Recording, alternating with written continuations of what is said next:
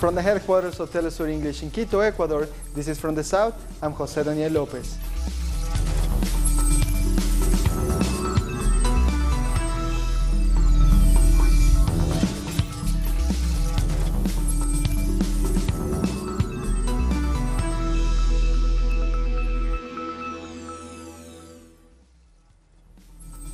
The 16th Summit of the Bolivarian Alliances for the Peoples of Our America, also known as ALBA, is being held in Havana, Cuba.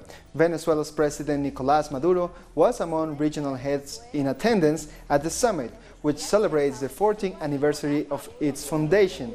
Cuban President Miguel Díaz-Canel kicked off the event by delivering a speech that stressed the importance of ALBA for regional integration. We have a fundamental duty to not allow them to take our natural resources and throw it under their hegemony with this aggression. They try to attack our values. They don't like our solidarity. They don't tolerate social justice and the equality for the distribution of income. They hate the degree of support the people of our region give to each other. And they don't agree with our right to choose whatever political system we want to have. They attack sustainable development and its coexistence with the environment. They hate and attack the vision of Caribbean and Latin American unity. They attack us with a single motive, to take over the resources of our region, that for a long time they have considered as their backyard. Venezuelan President Nicolás Maduro also spoke about the importance of unity in the development of the countries of the region. Undoubtedly, no one by themselves, no one will be able to achieve a superior state of development if they are by themselves. Never. We don't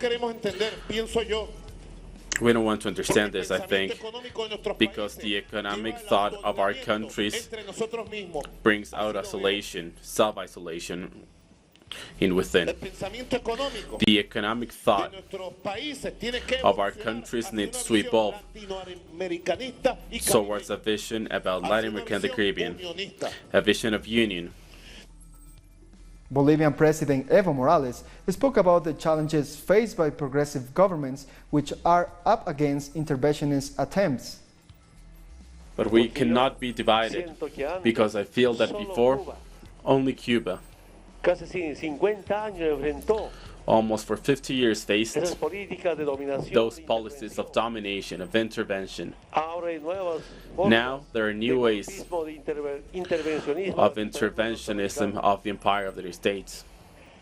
They will try to stop us. They will try to put some countries away, but there are social movements for us. Peoples clearly organized based on sovereignty, economic, political sovereignty. Earlier, Cuban President Miguel Díaz-Canel took to Twitter to say that the ALBA is necessary for the unity of Latin America and Caribbean countries. He reiterated Hugo Chávez's message that the ALBA is a historic project vital for regional integration, putting the late commander's words that we either join together or we all sink. Díaz-Canel added that the ALBA as a geopolitical space is just getting started. A 7-year-old Guatemalan girl has died hours after being taken into custody by U.S. Border Patrol officers. She is believed to have died of dehydration and shock. Officials from Guatemalan Foreign Ministry have identified the girl as Jacqueline Cal. The girl crossed the border into the U.S. last week along with her father before being detained. And yet another shocking incident, a family with a 2-year-old child was detained at the U.S.-Mexico border near the city of Tijuana. Our lives are in danger in Honduras because of problems between family members. Our lives are at risk, and that is why we decided to flee, to risk crossing to the other side.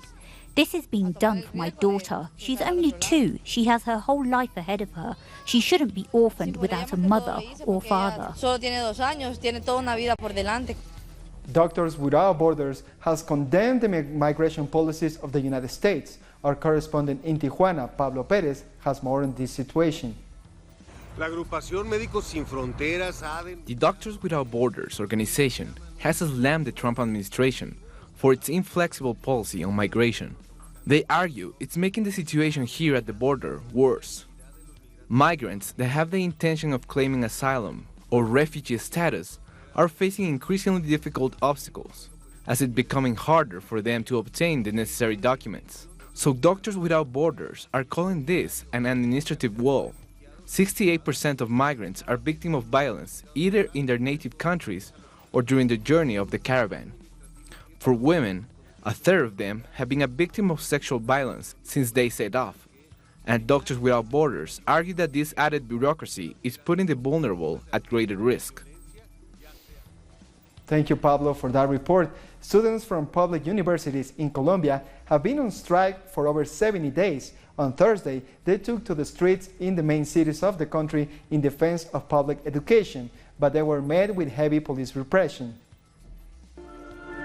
Amidst a performance by drama students from the National University, students and teachers held a symbolic act in which they knitted together a country that they say should guarantee the rights of its population while also rejecting the economic policies of the government of Iván Duque.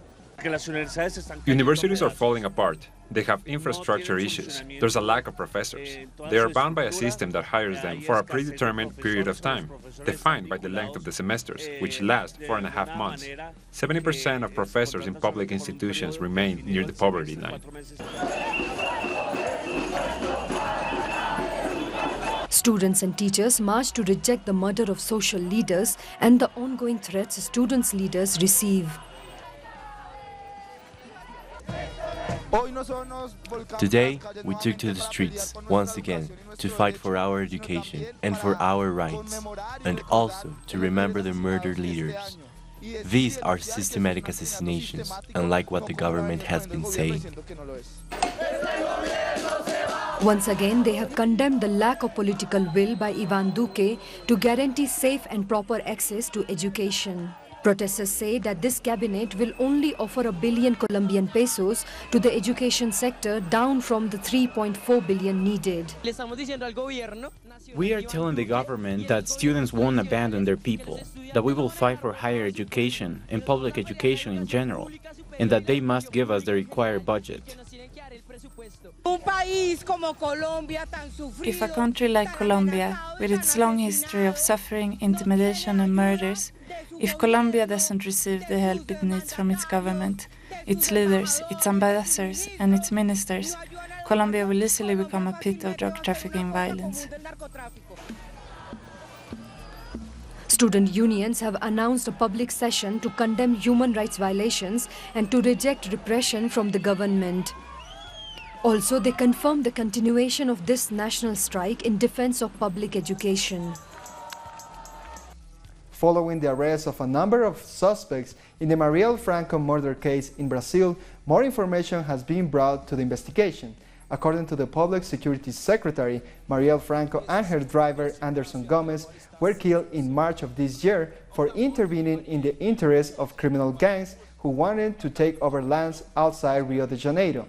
Authorities also added that these gangs had been planning to kill Franco since 2017 and that the members of the police force were involved in the murder.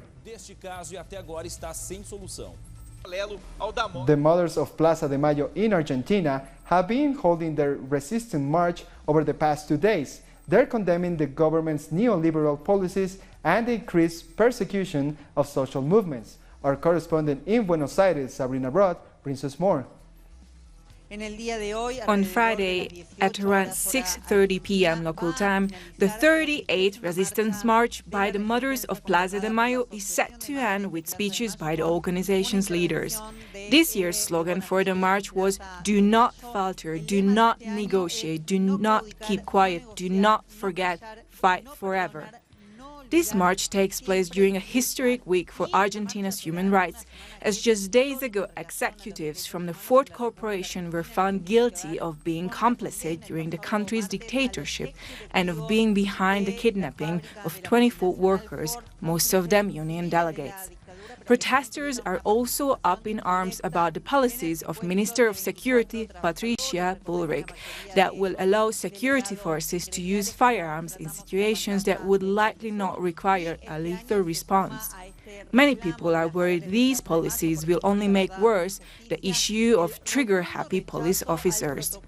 Finally, the marches are also against austerity measures of Mauricio Macri's government that will only deepen the ongoing economic crisis. We'll take a short break now. Join us again.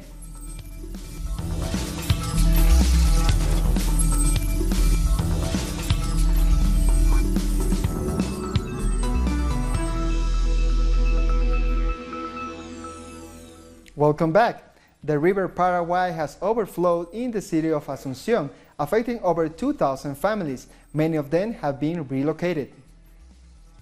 Juana Núñez arrived in the Juquiti neighborhood nearly 20 years ago. She raised her 8 children here, but now her family has been affected by the Paraguay River, overflowing its banks, something that's been happening more and more frequently in recent years. I live here. I have 8 children. Almost all of them are adults and live on their own. I live with my husband and one of my children. We got here 18 years ago, and during that time, we've had to evacuate 4 times.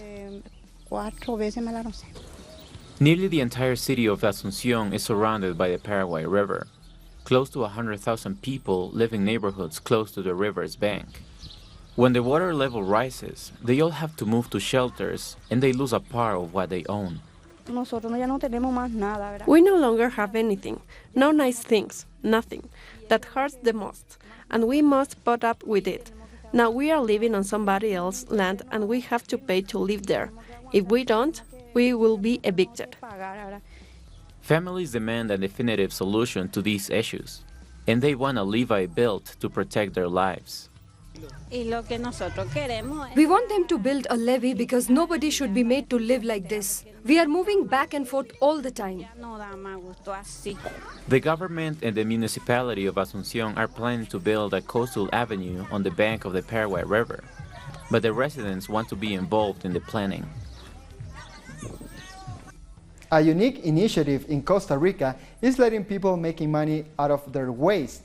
Under the program Ecolones, people can now trade their recyclable waste for virtual money to buy other products. They can also pay for other services like dental treatment and hotel accommodations. The idea is to encourage people to manage their waste carefully by reducing the damage done to the environment. People come to our recycling center, we receive the material like plastic bottles and cans, and depending on the quantity they give us, we give them a certain amount of cryptocurrency. They can then use it on a platform that offers various services and products with an environmental value. The Venezuelan authorities have awarded official refugee status to over 120 citizens from various countries. Among the nationalities are people from Syria, the Western Sahara, and Colombia. These people traveled hundreds of kilometers to reach Venezuela. From Colombia, many left everything behind to start a new life, far away from the threats of paramilitaries. Accent says millions of Colombians have been forced to flee their country, where authorities turn a blind eye to human rights violations. We were under surveillance. We were being followed, photographed. We received calls asking for personal information. When we saw how bad things were getting, we decided to come to Venezuela. Gilberto says that this country breathes peace. He says that being a community leader led him to being kidnapped in 2002. He has called Venezuela his home for 17 years. Venezuela has shown it will help people to move forward, with a willingness to change the world under socialist ideals. So they allow those of us who have lived through violence to have hope, to believe in a new world. Many believe the peace process in Colombia has remained a dream rather than a reality. That is why these Colombians demand that Iván Duque's government work to protect them from violence. We make a call on the Colombian authorities to actually implement the peace agreements. With no peace in Colombia, there can be no peace in the continent. The Bolivarian government has extended a helping hand to guarantee the right to asylum for anyone who arrives in the country. Russia is interested in setting up a permanent mission in the Caribbean island of Barbados. The move was announced when Russia's ambassador to Barbados met with the island's foreign minister. The ambassador is also responsible for Trinidad and Tobago, Jamaica, and Grenada. So a permanent mission will streamline diplomatic efforts in the four countries. Discussions included the need for Barbadians to continue assessing scholarship programs offered by Russia. Antigua's Prime Minister Gaston Brown has written to the Bank of Nova Scotia asking for a meeting by January 17 to discuss the purchase of branch holdings in the Caribbean island. Brown says he wishes to discuss the parameters of the sale, which will not necessarily exclude participation by regional entities approved by the government and regulatory authorities. He also has stressed the need to rebalance ownership of the local banking sector to improve shareholder capacity and strength.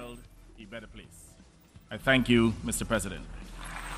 The National Union of Metal Workers of South Africa has officially launched its new political party called the Socialist Revolutionary Workers' Party.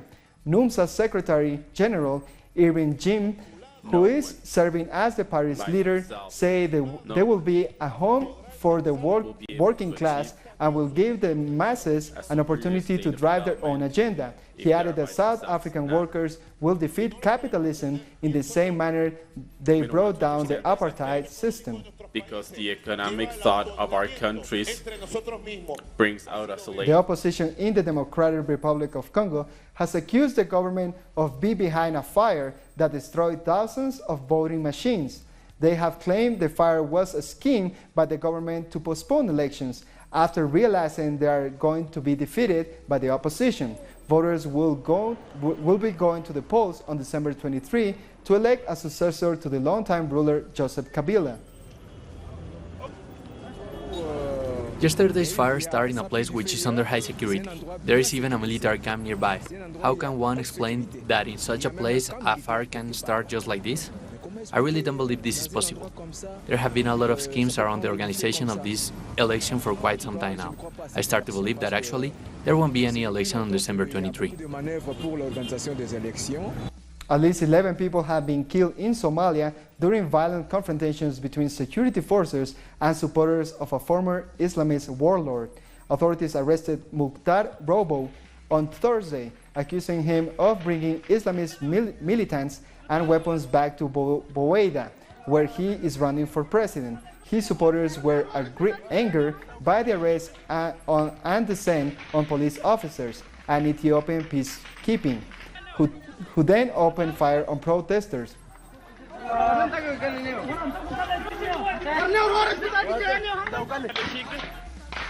The World Food Programme has welcomed the deal between the warring parties in Yemen to open the port of Hodeida.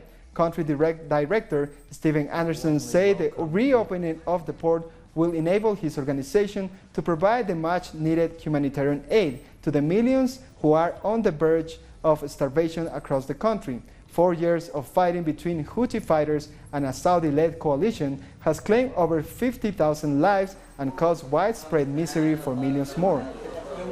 In Yemen is a critical lifeline for commercial cargo and humanitarian aid for millions of Yemenis, and for the World Food Programme this gives us hope that we would be able to effectively scale up to 12 million people who desperately need our support. We'll be back in a minute. Stay with us.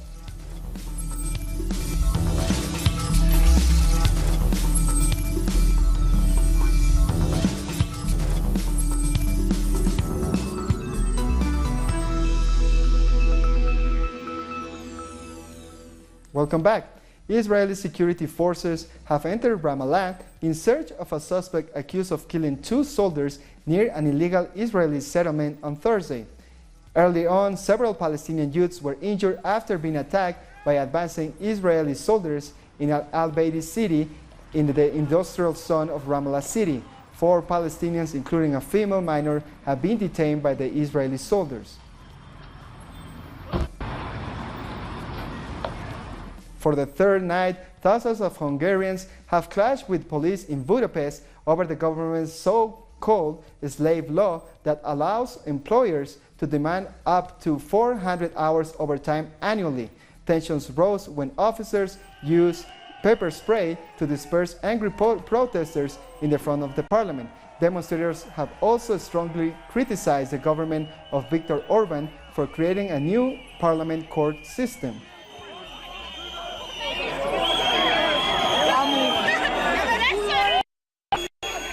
British Prime Minister is still hopeful she can renegotiate her Brexit deal with the European Union before it's tabled before Parliament.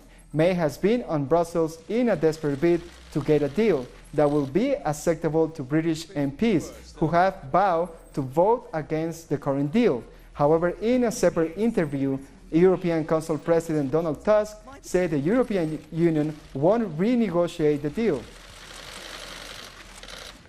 The EU is clear, as I am, that if we are going to leave with the deal, this is it.